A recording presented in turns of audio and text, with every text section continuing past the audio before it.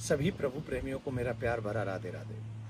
इस वीडियो में हम चर्चा करेंगे शरद पूर्णिमा की। शरद पूर्णिमा जो अपने आप में बहुत बड़ा दिन है और इस दिन को बहुत शुभ माना जाता है सनातनियों में। रीजन सीधा सा है कि पूर्णिमा का जो दिन है, शरद पूर्णिमा का जो दिन है वो अपने आप में बहुत बड़ा है।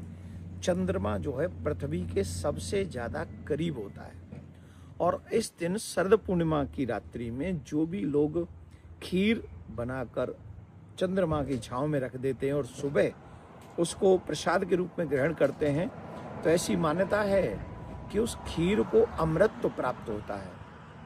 और जो उस चंद्रमा को अर्घ देते हैं, एक लोटा में जल लेकर, चावल डालकर और कुछ पुष्प डालकर, जो उस चंद्रमा को अर्घ देते हैं, उससे चंद्र ग्रह की शांति भी होती है, मन को शांति मिलती है और घर में सुख समृद्धि भी बनी रहती है। शरद पूर्णिमा की रात्रि को ही श्रेष्ठ शरद पूर्णिमा को इसलिए भी माना जाता है क्योंकि आज ही के दिन माँ लक्ष्मी का प्राकट्य हुआ था। तो माँ लक्ष्मी के प्राकट्य दिवस के रूप में भी शरद पूर्णिमा को माना जाता है। श्रेष्ठतम ये शरद पूर्णिमा को माना जाता है इसलिए। और रात्रि में क्यों विशेषता है? क्योंकि इसको कहते हैं को जागृति। इसका मतलब है को जागृति, संध्या भी इसको कहते हैं। इसका मतलब ये हुआ कि रात्रि में, शरद पूर्णिमा की रात्रि में माँ लक्ष्मी पृथ्वी पर भ्रमण करती हैं।